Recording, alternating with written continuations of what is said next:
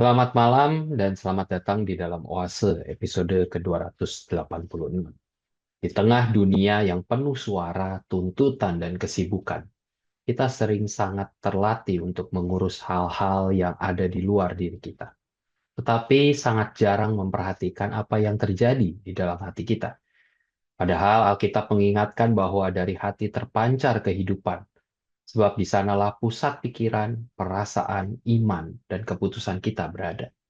Malam ini Oase kembali mengajak kita untuk berhenti sejenak dari kebisingan luar, menoleh ke dalam dengan jujur, dan memberi ruang bagi Tuhan untuk menjumpai kita, memulihkan kita.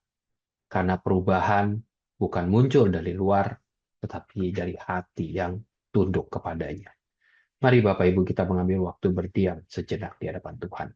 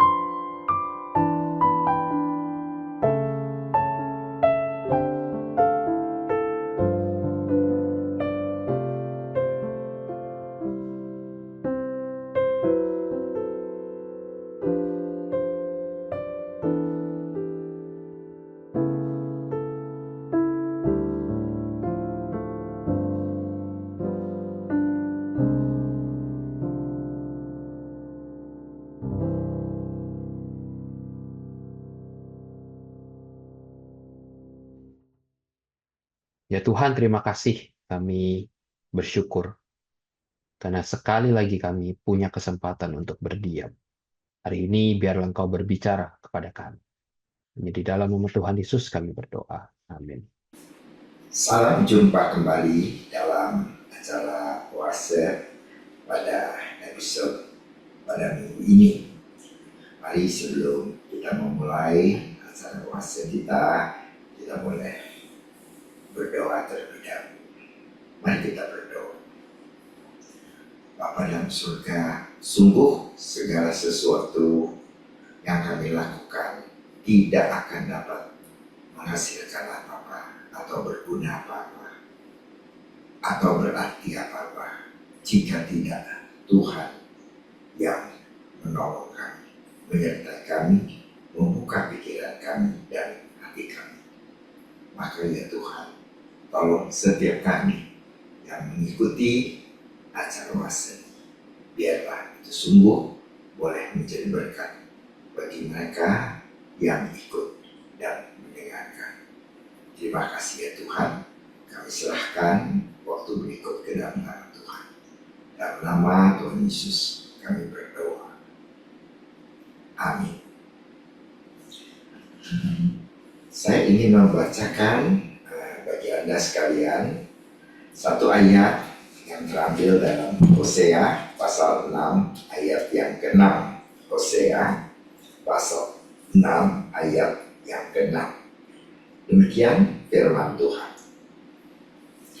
Sebab aku menyukai kasih setia dan bukan korban sembelihan, dan menyukai pengenalan akan Allah lebih daripada korban-korban anggaran. Sampai di sini kita membaca firman Tuhan.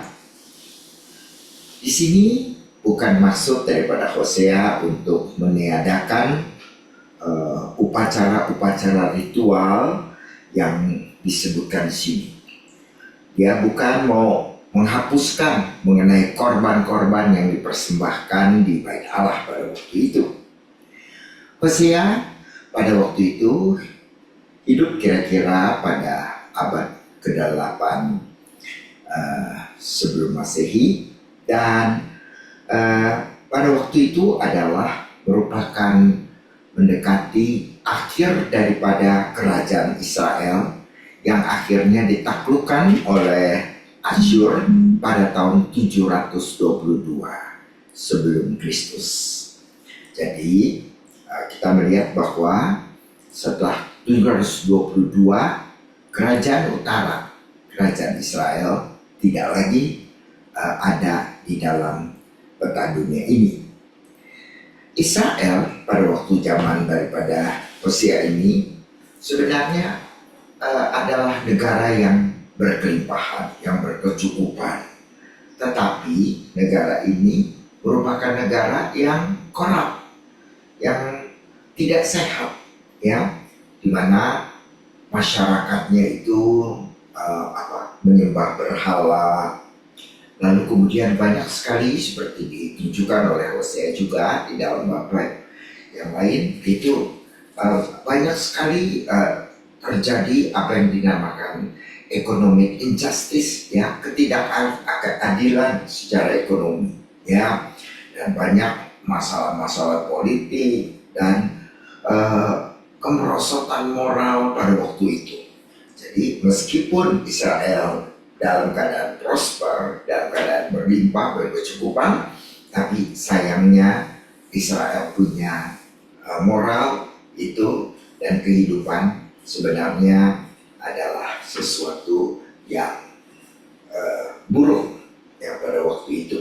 Nah, Israel memang tetap mempertahankan ritual-ritual mereka, ya, tapi sebenarnya dia telah meninggalkan inti daripada kesetiaan kepada perjanjian kepada Tuhan, ya.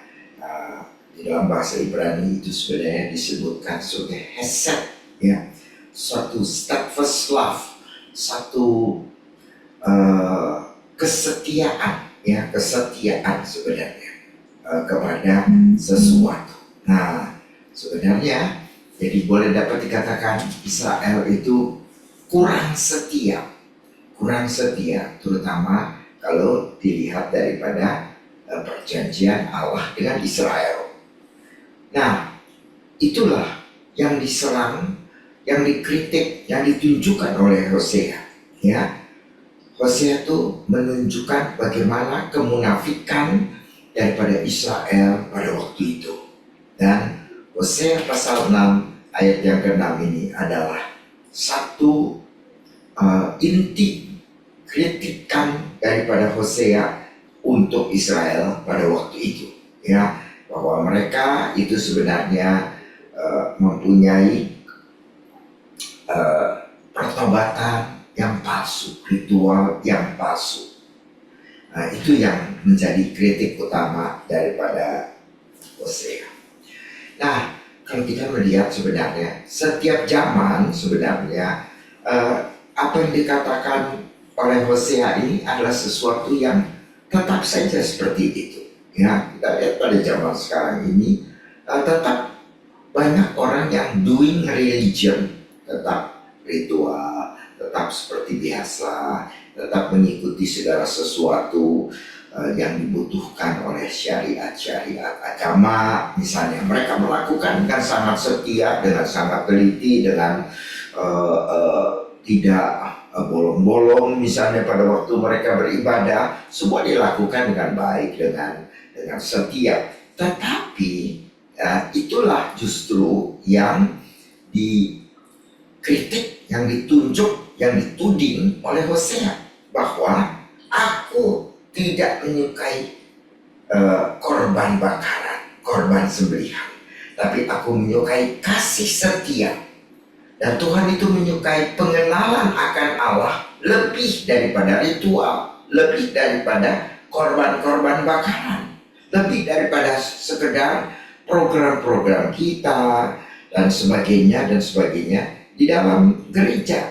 Ya, bagaimanakah sebuah gereja misalnya dinilai, apakah gereja ini merupakan sukses atau tidak? Maka kita lihat bahwa pemimpin-pemimpin gereja berjuang untuk satu hal saja, yaitu apa? Attendance. Berapa orang yang datang pada waktu itu untuk mengikuti ibadah.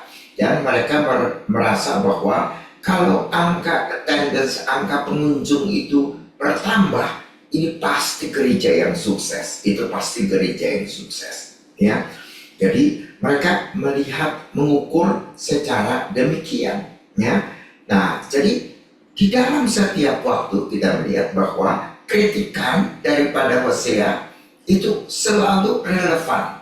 Ya, aku bukan menyukai korban bakaran. Ya, aku itu menyukai pengenalan akan Allah. Jadi sukses daripada sebuah gereja tidak kita lihat dari attendance. Ya, kita tidak lihat attendance, tetapi kita melihat produksi jemaat yang dihasilkan oleh gereja itu.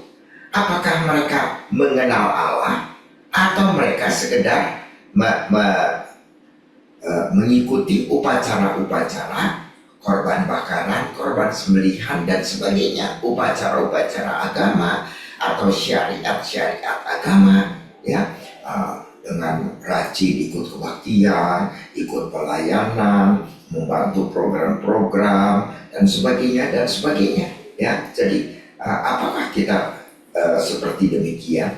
Ternyata tidak, sehingga kita lihat bahwa zaman waktu itu abad ke-8 sebelum Masehi dengan sekarang abad 21, kita melihat bahwa ternyata tetap saja, ya, bahwa orang-orang Kristen itu justru, ya, lebih mementingkan mengenai korban bakaran, korban sembelihan, dan mereka tidak memperhatikan pengenalan akan Allah, ya. Nah, jadi Hosea pasal 6 ayat 6 ini mengundang kita, ya, untuk memperhatikan hal itu, ya, bahwa yang paling penting yang namanya kita harus setia, kita harus hesed, itu adalah suatu hal yang terpenting di dalam kehidupan beragama kita, ya. Kita diharapkan untuk berjumpa dengan pencipta kita, ya. Itu adalah sesuatu di mana kita itu keluar seolah daripada diri kita. Kierkegaard pernah berkata dalam tulisannya bahwa purity of heart is to will one thing, ya. Kemurnian daripada hati kita adalah untuk menginginkan sesuatu, ya. Dan apa itu sesuatu? Menginginkan apa, ya, sehingga itu bisa menunjukkan the purity of heart. Maka pada waktu kita menginginkan sesuatu, itu menunjukkan apakah kita ini adalah seseorang yang mempunyai purity of heart atau tidak. Nah, jadi kalau menurut Hosea di dalam bagian ini adalah the one thing yang dikatakan oleh Kierkegaard, bahwa to will one thing itu adalah bukannya burnt offering, ya, bukannya korban bakaran, bukannya korban sembelihan, ya, tapi the living offering of compassion. Karena kita berjumpa dan bergaul dengan Allah. Itu yang sebenarnya Tuhan menghendaki kita semua orang Kristen untuk melihatnya. Hosea mengatakan bahwa Tuhan itu menyukai pengenalan akan Allah dan lebih daripada korban bakaran. Korban bakaran tadi kita tahu ya, sebenarnya adalah ritual-ritual pelayanan kita, program-program kita, dan seterusnya. Kita boleh melakukan semua itu dengan setia, dengan rajin, tetapi Tuhan menghendaki hanya satu hal, yaitu pengenalan akan Allah. Apakah pada waktu kita datang kebaktian, apakah kita pada waktu membaca firman Tuhan, apakah kita membantu pelayanan, apakah kita memberi persembahan dan sebagainya, Tuhan itu melihat hanya dari satu perspektif, apakah semuanya itu dilakukan di dalam rangka pengenalan akan Allah. Nah, pengenalan akan Allah inilah yang menjadi persoalan, ya, karena tentu banyak gereja yang menganggap bahwa pengenalan akan Allah itu meliputi mengenali doktrin, mengerti teologi, melakukan kewajiban-kewajiban agama, yaitu yang tadi disebutkan, ikut kebaktian dengan setia, ikut aktif di dalam kebaktian, ikut di dalam pelayanan, membantu pelayanan, membantu misi dan sebagainya. Dan itu bukan dilakukan dengan mau tidak mau, tapi mereka lakukan dengan semangat, ya, dengan semangat. Tapi apakah itu yang membawa kita kepada pengenalan akan Allah? Ya, apakah itu membawa kita pada pengenalan akan Allah? Pada waktu Hosea mengatakan pengenalan akan Allah, ya, di dalam bahasa Ibrani itu disebutkan sebagai Da'at Elohim, ya, Da'at Elohim.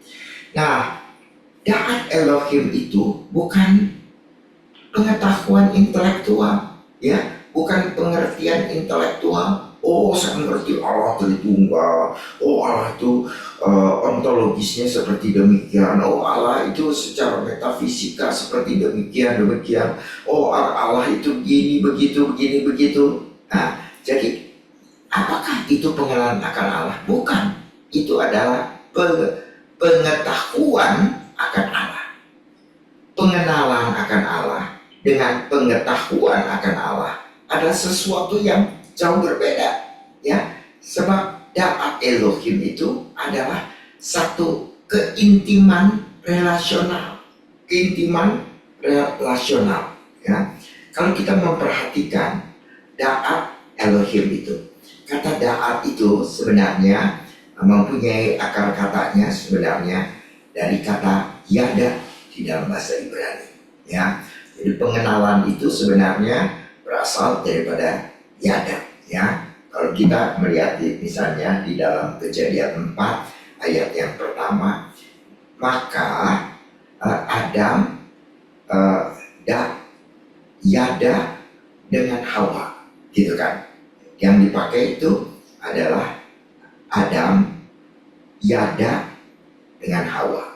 Nah, Yada itu diterjemahkan di dalam Alkitab Bahasa Indonesia, diterjemahkan sebagai maka Adam dan Hawa bersetubuh dengan Hawa, ya, dipakai seperti kata itu. Tapi sebenarnya dalam bahasa Ibrani tidak dipakai kata bersetubuh, tetapi dikatakan sebenarnya yaitu Yada, mengetahui. Maka sebenarnya di dalam terjemahan secara literalnya adalah Adam mengenal Hawa, maka kemudian lahirlah Kain, ya. Jadi Adam mengenal Hawa, maka lahirlah Kain. Tapi kan kalau misalnya terjemahkan secara hurufiah seperti demikian, menjadi aneh kan? Masa orang kenalan, lalu lahir? Serem dong. Kalau begitu misalnya, kalau misalnya seseorang ya, mempunyai ketertarikan kepada calon pacarnya ini misalnya kan, ya, lalu kemudian mengenal langsung hamil. Wah, kalau begitu orang yang mau menikah tidak perlu mengenal dulu dong, nanti takut hamil, begitu kan? Maka dengan bijaksana, lembaga Alkitab Indonesia itu menerjemahkan, maka Adam bersetubuh dengan Hawa, maka lahirlah Kain. Begitu. Nah, jadi di situ kita lihat bahwa kata yada itu adalah sama dengan bersetubuh, ya. Kata yada meskipun dalam bahasa Ibrani sebenarnya adalah mengenal, ya, katanya adalah mengenal. Nah, tetapi pengenalan yada itu adalah satu pengenalan yang holistik, yang menyeluruh, seperti Adam dan Hawa yang bersetubuh, ya. Dia mengenal Hawa dengan tidak tertutup apapun. Dia mengenal apa adanya Hawa, dan mereka bersetubuh dalam arti mereka sangat dekat, ya. Mereka menjadi satu. Mereka merasakan kesatuan mereka pada waktu mereka bersetubuh itu, pada waktu mereka bersama itu. Nah, jadi di dalam kaitan seperti inilah maka Da'at Elohim juga sama. Jadi Da'at Elohim bukan sekedar mengenal pengetahuan, Allah Tritunggal, Allah itu Maha Kuasa, Allah itu omnipresent, Maha ada, dia selalu ada, begitu kan dia.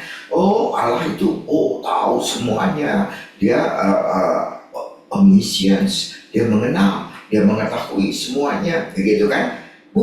Bukan seperti itu, ya. Yang dinamakan Da'at Elohim tidak seperti itu, tetapi dalam arti mengenal seperti orang bersetubuh, yaitu di mana mereka punya kesatuan jiwa, mereka punya kesatuan emosi, mereka punya kesatuan di dalam kasih, di dalam relasi. Nah, sebenarnya Da'at Elohim itu adalah yang seperti demikian, dan inilah yang sebenarnya sangat ditekankan, digarisbawahi oleh Hosea, bahwa kita harus mengenal Allah di dalam arti seperti demikian, bukan sekedar mengetahui mengenai Allah, tapi betul-betul mengenal Dia. Dan karena kita mengenal, tidak mungkin kita tidak bergaul dengan Dia. Karena kita bergaul dengan Dia, maka kita mengenal Dia. Sama, makanya Paulus selalu menggambarkan hubungan antara Allah dengan jemaat itu sebagai suami dan istri, ya, saling mengenal. Pengenalannya itu adalah pengenalan yang bukan sekedar pengetahuan, tapi betul-betul satu relasi yang mendalam, ya, satu relasi yang terikat dengan kasih, satu relasi yang membuat mereka menjadi satu tubuh. Nah, itulah yang sebenarnya dinamakan sebagai Da'at Elohim. Nah, jadi kita lihat bahwa Hosea tidak menghendaki orang ketimbang ikut kebaktian, mereka belajar teologi, mereka belajar doktrin, mereka belajar peraturan-peraturan gereja dan sebagainya, ya. Tetapi mereka, setiap orang Kristen harus hidup itu berdasarkan pengenalan Allah, di mana mereka punya relational awareness terhadap Tuhan, mempunyai kesadaran relasi bersama dengan Allah, mengenal Allah seperti seorang suami mengenal istrinya. Itu yang ditekankan oleh Hosea. kita harus seperti demikian. Kita bukan melakukan ritual seperti kita dalam penyembahan berhala, tetapi kita lakukan sesuatu yang tidak dilakukan oleh penyembahan berhala adalah satu hubungan relasional antara kita dengan Tuhan. Nah, jadi tragedi bagi orang-orang Kristen, banyak orang Kristen atau hamba-hamba Tuhan memenuhi rak-rak bukunya dengan buku-buku teologi, tafsiran, ya. Lalu kemudian kalender-kalender mereka terisi penuh, ya, kalender gereja terisi penuh dengan pelayanan, mengadakan ini, mengadakan itu, acara ini, acara itu, ya. Program ibadah mereka mempunyai satu ketelitian di dalam liturgi dan segala macam yang mereka kerjakan, ya. Wah, mengambil firman Tuhan, mengambil ayat-ayat yang indah, mengambil ayat-ayat yang bagus, tetapi mereka jauh dengan Tuhan. Mereka tidak bersetubuh dengan Tuhan. Mereka tidak mengenal Tuhan. Apa yang dikatakan da'at Elohim itu tidak ada di dalam kehidupan mereka. Nah, Bapak Ibu, mari kita tanyakan, apakah kita ini orang-orang yang sekedar cuma melakukan korban-korban makanan, korban sembelihan, menjalankan dengan setia syariat-syariat agama, ataukah kita adalah orang yang sungguh-sungguh mengenal Tuhan, yang da'at Elohim, yang benar-benar mempunyai relational awareness kepada Tuhan dan benar-benar hidup berjalan bersama dengan Tuhan. Anda yang mana? Mari kita renungkan.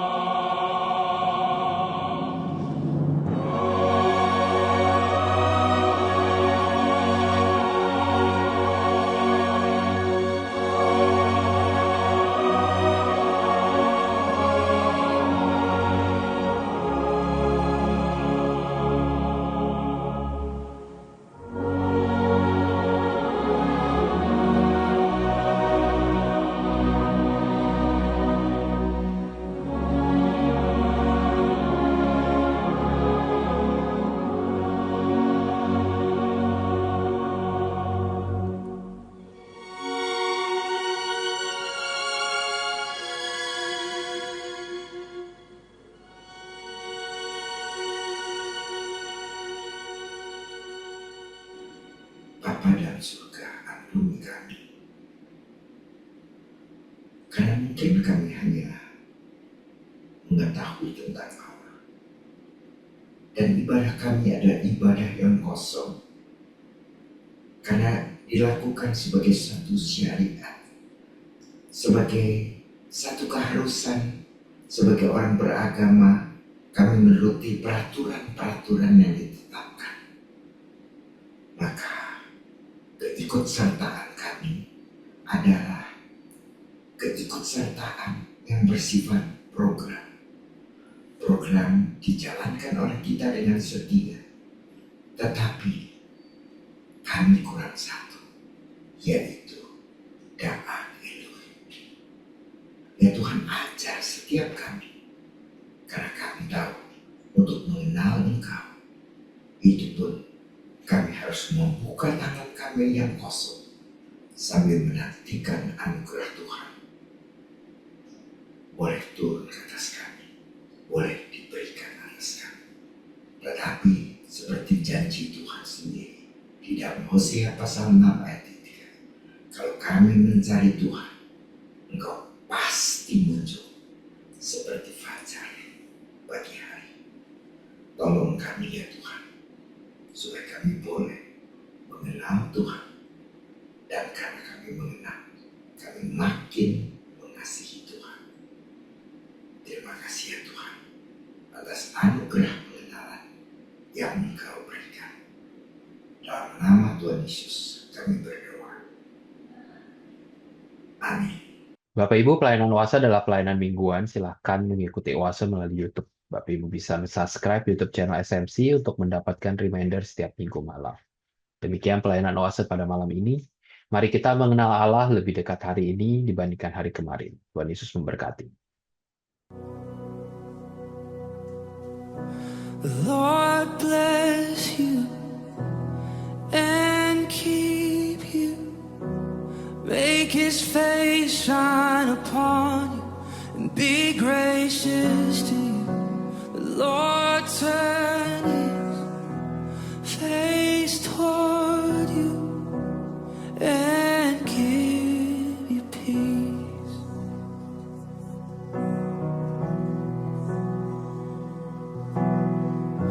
The Lord bless you and keep you.